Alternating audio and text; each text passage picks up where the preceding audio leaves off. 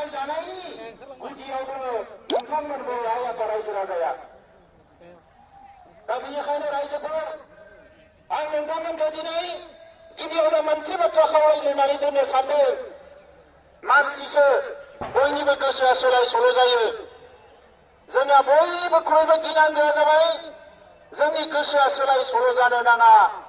बड'फाया बिनिखायनो बुंलांदों आं थैनोसैयाव आंहा मोनसेल' दुखु थादों आरो बिथांनि दुखुआ मा गाव थैनायजों गावनि सानस्रियाबो थैफालाङोब्ला बेवहायसो बिथाङा सुख'हायै दुखु थागोन होनदों। बिथांनि सानस्रिया मा बुहुमनि बर'फोरा गेरेमसा हारि जानांगौ। बुहुमाव बर' हारिया हायाव दैयाव अख्राङाव हाजोआव जेराव था साफ्रोमबो बर' फिसाया गेरेमसा जानांगौ, जौगासार जानांगौ। जोंनि राव थुनलाइ हारिमुवा अरायसम मुलुगाव थांनानै थानांगोन। बे खोथाखौ बिथाङा बुंलांदों। दिनै मोनायाव सागान होनायनि उनाव सोरबा उन्दै उन्दै गथ'फ्रा वाट्सएपआव लिरदों बड'फाया बेबायदि सुक्तिखौ लुबैयाखैमोन, बड'फाया बेबायदि सुक्तिखौ लुबैयाखैमोन। दिनै बड'फानि सिमां बेखौ मोगथां महर होनो थाखायनो बिएसि सुक्ति जादों। बेखौ मोगथां महर होनो थाखायनो बिटिसि सुक्ति जादों आरो बेखौ मोगथां महर होनो दिनै बिटिआरनि सुक्ति जादों। बे मोगथां महर होनायनि लामायाव मानगोनां रायजोफोर दिनै रंजानायनि सान। नाथाय बे रंजानायनि सायावबो आं मोनसे खोथा बुंनो नागिरदों। बड'लेण्डआ बहा थायो रायजोफोर? बड'लेण्डआ मानसिनि सालाय बिजौआव थाबा जानाय नङा, बियो बिख्लोआव थानांगोन। जाय मानसिफ्रा दिनै बड'लेण्डखौ जौजों मिलायनानै लोङो, बड'लेण्डखौ जुवाजों मिलायनानै बिथांमोना फैसा खामायनो नागिरो, बै मानसिफ्रा जोंखौ बुंदों जे बिथांमोना बड'लेण्डखौ गारबाय होननानै। जों नोंथांमोन बायदि बड'लेण्डखौ जौजों लगायनानै लोङा। जों नोंथांमोन बायदि बड'लेण्डखौ जुवाजों लगायनानै जोङो फैसा खामाया। जोङो बड'लेण्डखौ गोरबोआव थानानै लादों। ओंखायनो आं नोंथांमोननि सिगाङाव थांनाय गोलाव समाव बुंलांदों आरो दिनैबो जोंनि थामथि जि सोमावसारनाय बे बड'लेण्ड सोमावसारनाया नैबे काजलगावआवनो जागायदोंमोन 2010 मायथाइयाव। जोंनि गिबि सोमावसारनाया बासबारिनिफ्राय जागायदों बड'फा उपेन्द्र ब्रह्मनि दैदेननायाव। एनडिपिनि सोमावसारनाया जागायदों उदालगुरिनिफ्राय। नैथि सोमावसारनाया जागायदों। नाथाय दिनै थामथि सोमावसारनायखौ दुलाराय बर' फरायसा आफादा नैबे काजलगाव फोथारनिफ्राय जों जागायदोंमोन। आरो बेनिखायनो जों बुंदों जों गिबियावनो थांगोन बे काजलगाव फोथाराव थांगोन। बे काजलगावनि फोथाराबो जारिमिनारि फोथार रायजोफोर। बेनिफ्रायनो जों जागायजेनदोंमोन। बै समाव जोंनि बिदा फंबायनि गेजेराव बुथारलायनाय, गावलायलायनाय, मोखांजों मोखां नायलायनो हायै, नेरलायलायनाय, बैबायदि समाव जोंनि दैदेनगिरिफ्रा बयबो सानदोंमोन बे सोमावसारनायखौ लाबोफिननाया मोजां जागोन ना जाया। नाथाय जोङो माखासेया साननानै लादों जे सोमावसारनायखौ जुदि लाबोनो हायाब्ला हारियाव खौसे फैनाय नङा, हारियाव सोलायनाय फैनाय नङा, हारियाव थांना थानायनि साहस फैनाय नङा, हारियाव दावगालांनायनि लामा नुनाय नङा। ओंखायनो 2010 मायथाइयाव बिटिसि जाखांनायनि उनाव जेरैखि जाया जानजि खाफ्रानानै साब्रैसो मानसिजोंबाबो जोङो थांखि लाफिनदोंमोन। मानोना बड'फाया बुंलांदों इउनिटि थ्रु स्ट्रागल। सोमावसारबासो जोंहा खौसे फैयो, जांख्रिखांनायजोंसो खौसे फैयो, हाबा मावनायजोंसो खौसे फैयो। आरो बेबायदिनो बर' हारियाव खौसेया फैदों। दिनै रायजोफोर बे सुक्तिया जानायनि जागोन जाया बेसेबांबा मोनसे गाज्रि थासारियाव दङमोन। गिबि खोथाया जाहैबाय जोंनि हाथियार लाग्रा आफादफोरनि गेजेराव गावसा गावस्रि। बेखौ नुनानै सुथुरफ्रा गोबां खाबु लाबाय। गोरोबलायनो जाहाथे हाया, रायलायलायनो जाहाथे हाया, रायलायलायोबा बिसोरो गोख्रों जागोन, गोरोबलायोबा गोख्रों जागोन, रायलायलायनो हायै मोनसे थासारि खालामबाय। नाथाय बे थासारिखौनो नुनानै दिनैनिफ्राय 2 बोसोर सिगाङाव जों थांखि लाबाय जे जेरैखि जाया सोरनिबा आथिं हमनानैबाबो, सोरखौबा खुलुमनानैबाबो, गाबख'नानै बिख'नानैबाबो खेबसेनि थाखाय मोनसे गोरोबथा खालामनाया जोबोद गोनां जाबाय। नङाबा बिदा फंबायनि गेजेरावनो गाबोन सोरबा बुलाय होगोन, गावलाय होगोन। दा बेनि थाखायनो भारत सरकारनि गोबां एजेन्सिफोरजों रायलायै नैबे थासारिया जोंहा फैदों।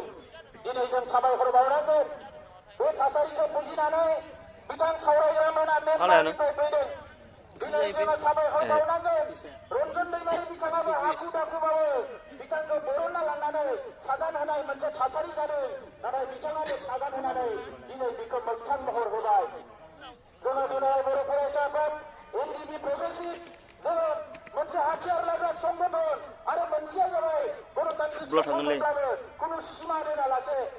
बेवहाय ज' फैनानै जों खामानि मावबोदों दिनै बर'नि आफादफ्रा गासैबो बेयाव नोंथांमोना बाहागो लाबोदों दामान गोनां रायजोफोर गुबुन हारिफ्रा मानो मानिनो दिनै 20 बोसोर बारबाय एनएसिआना दाबो एकर्ड खालामनो हायाखै बिसोरनि गेजेराव गोरोबलायनायखौ लाबोनो हायाखै बिथांमोनाबो दिनै सावरायदों आंनो गोबां नागा मानसिफ्राबो मेसेज हरदों बोरै मावखो नोंथाङा नोंथांजों जों रायलायनो लुबैयो नागालेण्डआव फै नोंथांजों रायलायगोन जों थांनानै रायलायहैगोन बोरै बे सुक्तिया जाखो जों मानो खालामनो हायाखै सुक्तिखौ बिथांमोना दिनै रायलायदों आरो जोङो ओरैबायदि दुखु नांथाव दाख्लैबावै दिल्लीयाव बेसेबांबा गोबाव थाहैदों नाथाय सासेया सासेजों रायलायनो हानायनि परिबेस जोंनो सरकारा होआखै थेवबो बे सुक्तिखौ जों खालामनानै फैबाय आरो दिनै बन्द होग्राफ्रा नायबाय थाबाय बाहेर सावग्राफ्रा नायबाय थाबाय जोंनि हेंथा बुंग्राफ्रा नायबाय थाबाय रावबो जेबो खालामनो हायाखै जोङो सुक्ति होबाय आरो दिनै फैबाय बेवहाय जोङो दिनै नोंथांमोननि सिगाङाव गसंफैबाय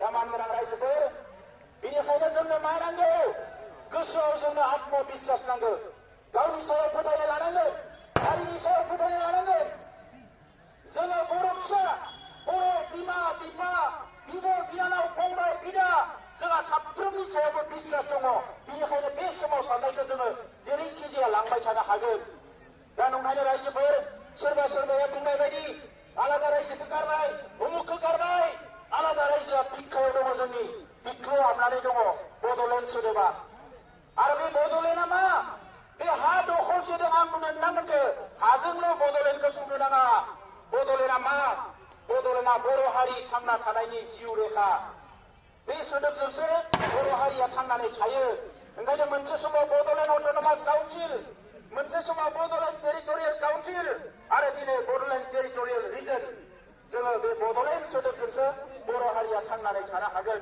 मालाया जि बुङा मानो दा नंखायनो रायजोफोर आं नैबे समाव जों मा मोनगोन मा मोना बिनि गोलाव गासैखौबो बुंफोरनानै होनो नागिराखै दिनै सासे बड'फानि समाव मोनसे जिल्लायाव दैदेनगिरि जानाय सासे दैदेनगिरिया आं फैबाय थानायाव फनाव बिथाङा गाबहरदों जे फंबाय दिनै आङो नोंखौ ओरैबायदि माने गोसोखांदों आं नोंनि खाथियाव थांनो हायाखै जिफोर जिनिसखौ जों बिदोंमोन गोदो 33 बोसोर सिगाङाव सेन्ट्रेल इउनिभार्सिटि दिनै बड'फानि मुङावनो जोङो सेन्ट्रेल इउनिभार्सिटि लाबोनो हाबाय जोङो दिनै चिरां जिल्लायाव रौमारियाव जोङो एम्स बिदोंमोन बेसेबांबा नांलायबाय जोङो सरकारजों मोनसे स्टेटआव मोननै एम्स होनो हाया होननानै बिथांमोना बुंबाय जे एम्सआ मोननै होनो हाया गोबां इन्डियानि स्टेटफ्राव एम्स गैया जों बुंबाय एम्स होनो हायाबा जोङो नेरिम्स होनो हायो north east regional institute of medical science दिनै बिथांमोना रौमारियाव मेडिकेल साइन्स गायसननांगोन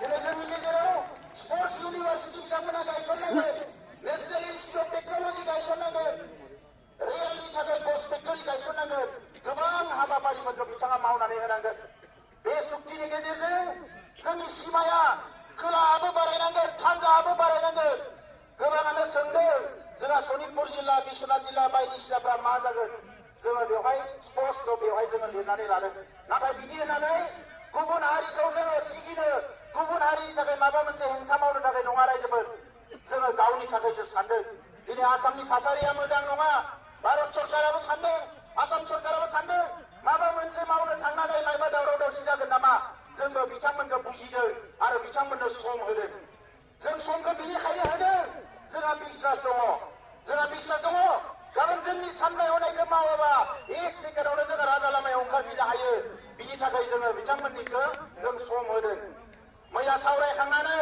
सागान होखांनानै आसाम हाउसआव जोंखौ साहा लोंनो लिंदों मिटिं खालामदों आसामनि चिफ मिनिस्टारा बेवहाय मिटिं खालामखांना थांनायनि उनाव आं हारसिंनो गोजौआव थांना लोगो हमनानै सोंफिनदों सागानावथ' नों सहि होबाय बे हाबाफारिफ्रा जागोन ना जाया होननानै जायाबा खिन्थु बारा गोबाव नेनाय नङा आङो होननानै बियो हमख्रबनानै बुंदों जे नोङो सानफ्रोमबो अख्राल' खालामो नायबायल' था जों मोनफ्रोमखौबो मावनानै होगोन दा नंखायनो रायजोफोर जोङो दिनै आवगायलांनांगोन जोंनि गेजेराव सोंखारिनाया गोबां जाबाय दा सबसे गिदिर मेसेजआ जाहैबाय 34 बोसोर सिगाङाव BSF मुं लानाय जानाय बे NDP-आ दिनै बेसेबांबा दुखु खस्थ' सहायनानै भुटान म्यानमार बांलादेश मुलुगनि गुबुन हादोरफ्रावबो थांनानै बर' हारिनि गांनाय उखैनाय मोनथायफोरखौ फोसावनानै दिनै मुलुगाव मिथिहोजानानै फैनानै दिनै बेसेबा गोबाव सिजफायाराव दङमोन बे सिजफायार थानायाव बायदिसिना थासारियाव गावस्रा गावस्रि जाबाय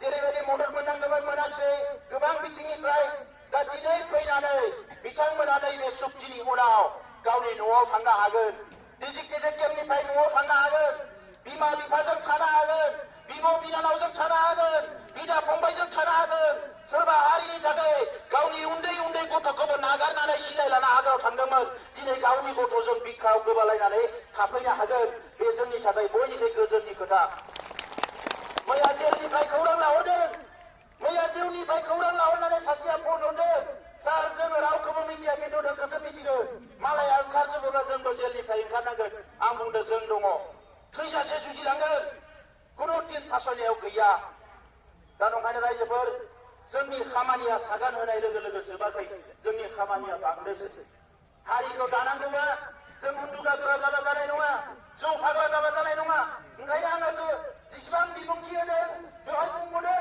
जे जों बड'लेण्डखौ माबायदि बरायनो नोरजिया मावरिया हावरिया लोरबां जानानै बरायनो ना लेखा गोरों साखा फारा फिट फाट जानानै जोङो बरायनो जोंहा दिनै रेडि जानो सम जाबाय रायजोफोर जोंखौ बारा गोबाव आरो खानानै दोननो हाया बियो रोखा जाबाय दा नंखायनो रायजोफोर आं गोबां खोथा बुंला दिनै मोनसे सुक्ति जादों बे सुक्तिखौ लानानै जोंनि गेजेराव शान्ति लाबोनांगोन अस्त्रखौ जोङो जोंनि हारियाव हाथियार गैयै मोनसे समाज दानो होननानै बुंदों हाथियारा मा हाथियारा मेलेम गैया रायजोफोर मानसियासो बाहायो हाथियारखौ जेला मालाबा हाथियारानो मानसिखौ बाहायफिनो अब्ला बे हाथियारनि सायाव जोंहा मा जायो गोबां गिनो गोनां जायो दा नंखायनो दिनै मोनसे समाव बे हाथियारजों सोमावसारदोंमोन बारा गोबाव सोमावसारालासिनो हाथियारा नोंनियाव थानाय माने समाजाव बिराद गाज्रि मोनसे थासारि लाबोयो दा नंखायनो बै सेंग्राफ्रा जायनिखि दिनै आर्मि स्टाइलाव थाबोबाय बिराद गोबाव बिसोर फैनानै गाबोन न'आव थांनांगोन समाजखौ जों मोजाङै दानांगोन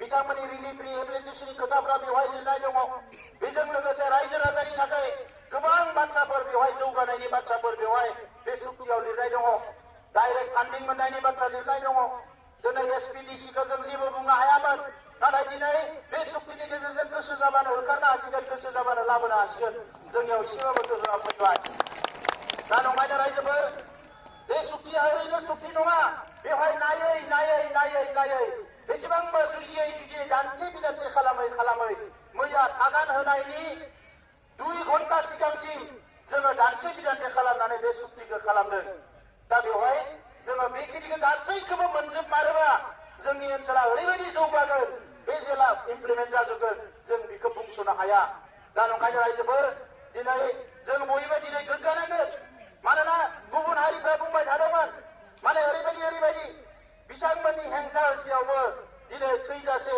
जेल साजा फोसावनायनि उनाव रन्जन दैमारि बिथांखौ लांनानै बेयाव सागान हैनो गोनां जादों गभर्नमेन्टआ बे बर' हारिनि देरहानाय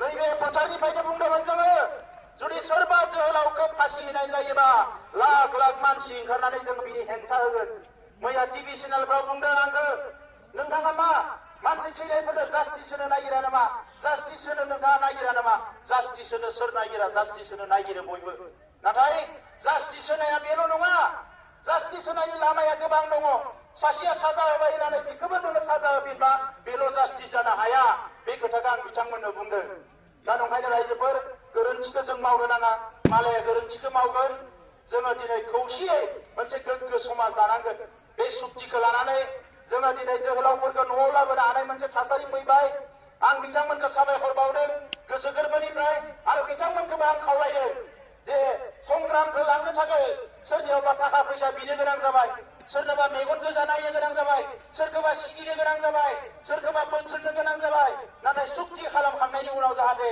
बे आखलखौ बयबो नागारो जों मोनसे मोजां समाज दानांगोन जों बे मोजां समाज दानांगोन जोंनि साफ्रोमबो जोहोलावा जेरैबायदि सिलाय लानानै हारिनि थाखाय हाग्रायाव थानानै जुजिदोंमोन गाबोन सिलायखौ गारनानै बे गामियाव थांनानै हारिनि थाखाय जुजिनांगोन आं नोंथांमोनखौ बयखौबो खावलायो आरो हारिनि सुबुंफ्राबो बै सिलाय लानाय समाव सोरखौबा माबा रागा जोंनानै बायदिसिना आखलनि थाखाय बायदिसिना खोथानि थाखाय रायफ्लांबाय बुफ्लांबाय बायदिसिना आखल देखायबाय नोंथांमोना गावनि बिदा फंबाय होननानै निमाहा होनानै गासैखौबो बोजबनानै लानांगोन रायजोफोर जों बेबायदिसो समाज नागिरदों बिदा फंबाय गासैबो खौसेयै ज' नों दा आंनो नागार आं दा नागार समाज दानायनि खोथाखौ जों रायलायदों आं बेखिनिखौनो बर' रावाव बुंनो सानबाय। बिनि उनाव फैगौ 7 अक्ट'आव भारतनि प्रधान मन्त्रि आरो हम मिनिस्टारा क'क्राझाराव फैगोन। जों जे माबा मोनसे मोजां खामानि मावबाय, बे खामानि मावनायखौनो मोजाङै आरोबाव गावसोरनि खोथाजों बुंनो थाखाय बिथांमोना फैगोन।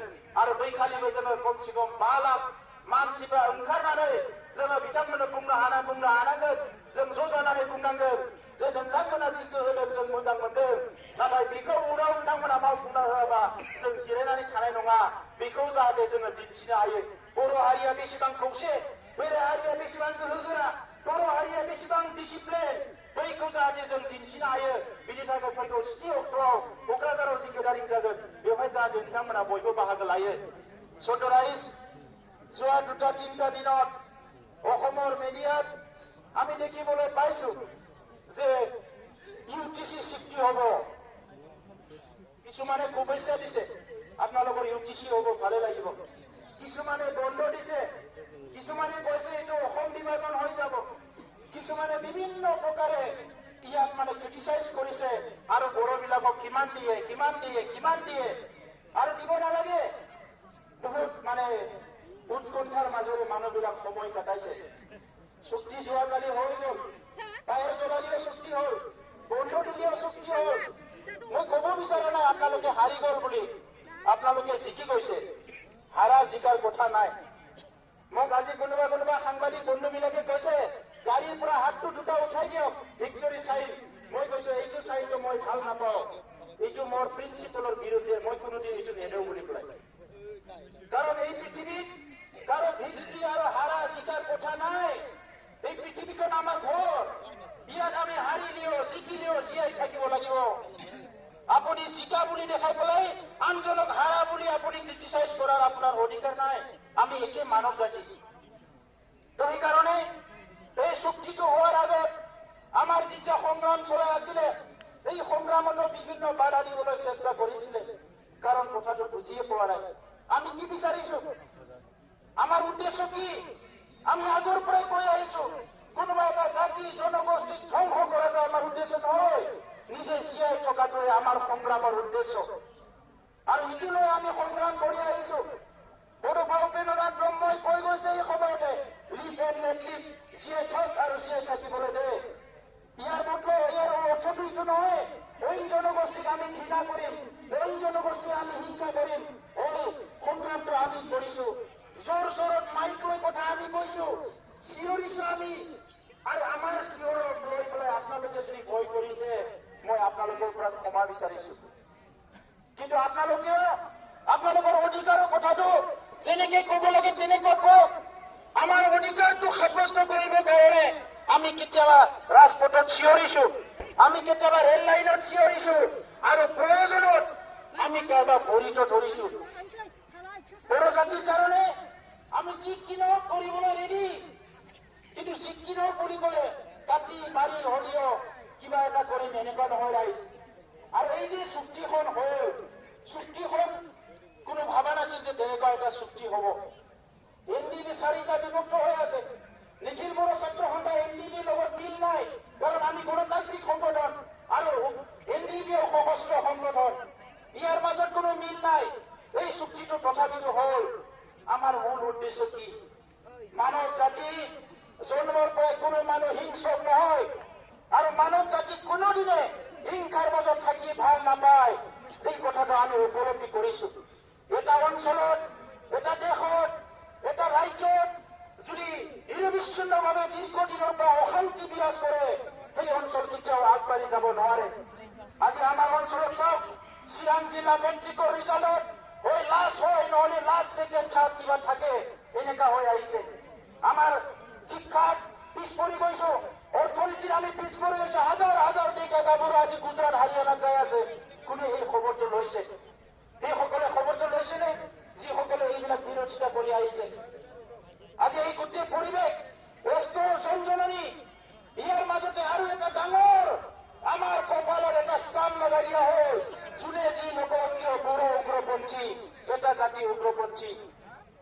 আৰু আমি সেইদিনা বহুত দুখ পাওঁ, সেইদিনা বহুত কষ্ট পাওঁ, যিদিনা পেপাৰত লিখা হয় বড়ো উগ্ৰপন্থীয়ে অমুকক মাৰিলে, বড়ো উগ্ৰপন্থীয়ে অমুকক কৰিলে। আমি বহুত দুখ পাওঁ আৰু এইকাৰণে আমি আপ্ৰাণ চেষ্টা কৰিছো যে এই যে আমাৰ মূৰত যে টেগ লগাই দিছে এই টেগটো গুচাব লাগিব যিকি নহওক বিনিময়ত। সেইকাৰণে আমি আমাৰ মাজত আলাপ আলোচনা কৰি আমি আজি এই লেভেল এই ষ্টেটাছলৈকে এই অৱস্থালৈকে আহিছো। কাৰণ আমাৰ টেগটো গুচাব লাগিব। বড়ো জাতি উগ্ৰপন্থী হ'ব নোৱাৰে। নিজৰ অধিকাৰৰ কাৰণে কিছুমান যুৱই অস্ত্ৰ লৈছে। এনেকা অস্ত্ৰ লোৱা বেলেগ জনগোষ্ঠীটো আছে, কিন্তু কোনো জনগোষ্ঠী এনেকুৱা নাম লৈ পেলাই কোৱা নাই। কাৰোবাৰ যদি বন্দুকধাৰী সংগঠন আছে তাৰ নামত এই কৈছে, জাতিৰ নামত কোৱা নাই। গতিকে মোৰ সাংবাদিক বন্ধুসকল আছে, গুৱাহাটীৰ পৰা আহিছে, বঙাইগাঁৱৰ পৰা আহিছে, কোকৰাঝাৰৰ পৰা আহিছে, মই আপোনালোকক আজি আহ্বান কৰিছো, আপোনালোকৰ জৰিয়তে অসমৰ, ভাৰতৰ, বিশ্বৰ সংবাদ মাধ্যমক মই আহ্বান কৰিছো যাতে এই চুক্তিটো হৈ যোৱাৰ পিছত বড়োৰ সকলো সশস্ত্ৰ সংগ্ৰামীবিলাক এই চুক্তিত স্বাক্ষৰ কৰাৰ পিছত আৰু কেইদিনমান পিছতে অস্ত্ৰ সম্বৰণ কৰাৰ পিছত যাতে কোনো বড়ো উগ্ৰবাদী এই শব্দটো যাতে ব্যৱহাৰ নকৰে, বড়ো উগ্ৰপন্থী শব্দটো আমি মানুহ হয়, আমি মানৱ জাতি হিচাপে থাকিব বিচাৰো। আমাৰ ভাষা আছে, আমাৰ সংস্কৃতি আছে, আমাৰ অস্তিত্ব আছে, আমাৰ সকলো আছে। আমিও মানুহ হিচাপে জীয়াই থাকিব বিচাৰো। হয়তো আমি ইমান ভালকৈ অসমীয়া ক'ব নোৱাৰো, ইমান ভালকে শব্দ বাক্যবিলাক ব্যৱহাৰ কৰিব হ'ব নোৱাৰা কাৰণে কোনোবাই আমাক হয়তো তাচ্ছিল্য কৰে, আমাৰ কথা বুজি নাপায়। কিন্তু আমিও শান্তি, সমৃদ্ধি, মৰম, স্নেহ সকলোৰে লগত মিলি জুলি থাকিব বিচাৰো। সংগ্ৰাম কৰি যেতিয়া প্ৰতাৰণা হয়, যেতিয়া ক'ৰবাত ঠগ প্ৰবঞ্চনা হয়, তেতিয়া মানুহ সংগ্ৰাম কৰিব লগা হয়। আৰু আজি এই চুক্তিৰ পিছত আমি ভাবিছো এই অঞ্চলত এটা স্থায়ী শান্তি আহিব। অসম চৰকাৰ, ভাৰত চৰকাৰকো মই ধন্যবাদ জনাইছো। কাৰণ তেখেতসকলে উপলব্ধি কৰিব পাৰিলে। চৰকাৰ আহিল গ'ল, আলোচনাৰ নামত আলোচনা হ'ল, আলোচনাৰ মেজলৈ মাতি আনি আলোচনা নকৰিলে, সমস্যা সমাধান নকৰিলে। কিন্তু আজিৰ যিটো চৰকাৰ, এই চৰকাৰে এইটো উপলব্ধি কৰিছে আৰু উপলব্ধি কৰি পেলাই এই চৰকাৰখনে আজি এই সমস্যাটো যে সমাধান কৰিব লাগে এটা ৰিস্ক লৈ পেলাই আগুৱাই আহিছে। সেইকাৰণে আজি এই চৰকাৰক বড়ো জনগোষ্ঠীৰ তৰফৰ পৰা আমি ধন্যবাদ জনাবই লাগিব। কাৰণ তেখেতসকলৰ সহায়, তেখেতসকলৰ আজি যিটো আঁচনি, তেখেতসকলৰ যি ইনিচিয়েটিভ, ইয়াৰ কাৰণে বড়ো ভূমিত, বড়ো অঞ্চলত আমি স্থায়ী শান্তি প্ৰতিষ্ঠা কৰিবলৈ সক্ষম হৈছো। আজি বিভিন্ন জনগোষ্ঠীক লৈ পেলাই আমাক সন্দেহ কৰে যে বড়ো জনগোষ্ঠী কোনো জনগোষ্ঠীক ভাল নাপায়। আমি ভাল পাওঁ, বড়ো কৰো, সন্মান কৰো, কিন্তু সেইটো দেখাবলৈ সুযোগ পোৱা নাই। আৰু এই চুক্তিত আমি সুযোগ পাইছো। সেইকাৰণে আমি ভাৰত চৰকাৰক কৈছো যে ইয়াত অকল বড়োৰে আঁচনি থাকিব, বড়োৰে কাৰণে কিবা পেকেজ থাকিব, এইটো হ'ব নোৱাৰে। সেইকাৰণে আমি কৈছো যে আমাৰ আদিবাসী ভাইসকলৰ সকলোতকে সন্মানৰ, যাৰ ঘৰত ছত্তীশগড়ত ভগৱান বুলি কোৱা হয় বিৰছা মুণ্ডাক, এই বিৰছা মুণ্ডাৰ নামত আমি এটা কালচাৰেল কমপ্লেক্স আমি ইয়াত আনিছো। গোৰ্খাসকলৰ কাৰণে এটা গোৰ্খা ভৱন আমি ইয়াত আনিছো। স্বামী বিবেকানন্দৰ কাৰণে এটা ইউথ চেণ্টাৰ আমি আনিছো।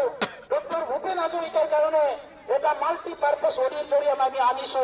বীৰ চিলাৰৰ কাৰণে আমি এটা ইনষ্টিটিউচন ইয়াত আনিছো। আৰু ইয়াৰ লগতে বিভিন্ন জনগোষ্ঠী আছে আমাৰ ইয়াত, ক্ষুদ্ৰ ক্ষুদ্ৰ এই জনগোষ্ঠীবিলাকৰ কাৰণে আমি ইয়াত কিবা নহয় কিবা এটা আনিছো, যিটো মই আজি আপোনালোকৰ আগত গোটেই কৈ শেষ কৰিব বিচৰা নাই। তো সেইকাৰণে আমাক যেতিয়া সুযোগ দিব, আমাক যেতিয়া মৰম দিব, আমাক যেতিয়া পৰিৱেশ দিব, আমি সকলো জাতি জনগোষ্ঠীৰ মাজত একেলগে মিলি পেলাই এটা সুন্দৰ এটা বাতাবৰণ সৃষ্টি কৰি আগুৱাই যোৱাটো আমি বিচাৰো। আজি এই চুক্তিখন হৈ গ'ল, কিন্তু চুক্তিখনৰ আখৰে আখৰে ৰূপায়ণ হ'ব লাগিব, এইটো চৰকাৰৰ ওপৰত নিৰ্ভৰ কৰিব। কোনোবা কৈছে আপোনালোকে অহাকালি আকৌ আন্দোলন কৰিব নেকি, অহাকালি আকৌ ৰাজপথত ওলাব নেকি, অহাকালি আকৌ শ্লোগান দিব নেকি? যদি চৰকাৰে আখৰে আখৰে পালন নকৰে, ৰাইজৰ হাতত বেলেগ একো ৰাস্তা নাথাকে। কিন্তু আমি বিশ্বাস কৰিছো, আমি আশা কৰিছো এই চৰকাৰে যিহেতু এটা আগ্ৰহ লৈ পেলাই আগবাঢ়ি আহি পেলাই এই সমস্যা সমাধান কৰিবলৈ আহিল, এই চুক্তিখন আখৰে আখৰে ৰূপায়ণ কৰিব, এইটো আমি আশা কৰিছো। তো চৰকাৰে দীৰ্ঘদিন ধৰি আমাৰ সংগ্ৰামত যোগদান কৰি আমাক সহায় সহযোগিতা কৰিলে, আমাৰ সাংবাদিক বন্ধুসকল আমাক ইমান সহায় কৰিলে, আমাৰ বুদ্ধিজীৱীসকল বিভিন্ন জাতি জনগোষ্ঠীক ইমান সহায় কৰিলে, মই আপোনালোকক সকলো সংগ্ৰামীৰ হৈ লগতে নিখিল বড়ো ছাত্ৰ সন্থাৰ হৈ ধন্যবাদ জনাইছো।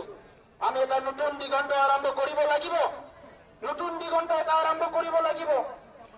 সেইকাৰণে এই দিগন্তটো কেনেকৈ আৰম্ভ হ'ব, নতুন এটা মিছন ভিজন লৈ পেলাই আমি কেনেকৈ আগবাঢ়ি যাব পাৰিম, এই কথাবিলাক আমি উপলব্ধি কৰিব লাগিব, আমি বিবেচনা কৰিব লাগিব, এই কথাবিলাক আমি সকলো চিন্তা কৰিব লাগিব।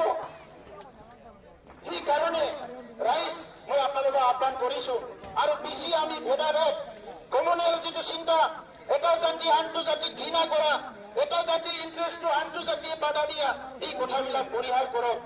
আমি সকলো মিলি আগবাঢ়ি যাম। এটাৰ পিছত এটা সমস্যা সমাধান হ'ব।